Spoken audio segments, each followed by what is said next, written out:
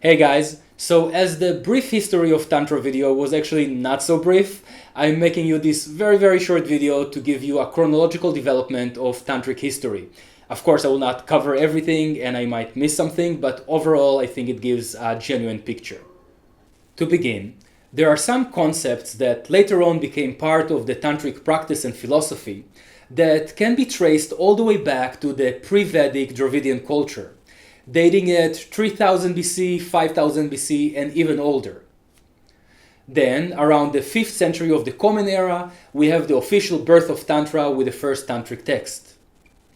In the 8th century, we start to see the appearance of Buddhist Tantra and the migration of Tantra into Tibet.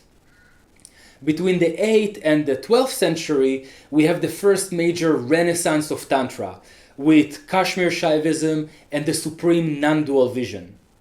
In the 12th century, we have the Mughal invasion, a Muslim invasion into those territories, and the decline of Tantra because of that.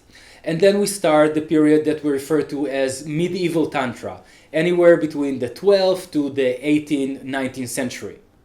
In this period, we hear the stories of the great 84 Mahasiddhas, actually starting in the 10th century, but going throughout medieval Tantra.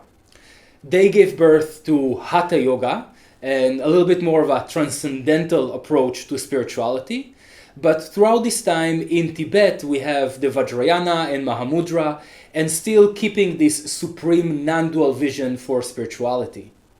In the 20th century, we have three main developments, starting with the New Age movement. Tantra is coming to the West, and even before the movement became a movement, there was a great emphasis on Tantra being a sexual esoteric practice that actually blew up throughout the 70s and keep on being perpetuated up until today.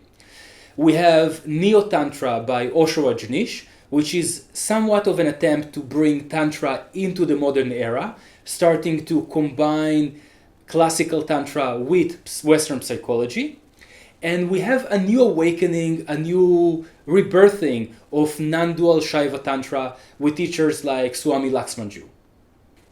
Finally, bringing us to today, to the second, third decade of the 21st century, where we see a new renaissance, a new revival of Tantra. The New Age movement developed from a hedonistic pursuit of pleasure into workshops and emphasis on psychology and self-development.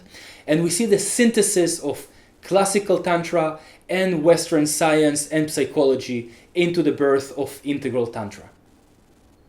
Alright, that was a super quick summary of things.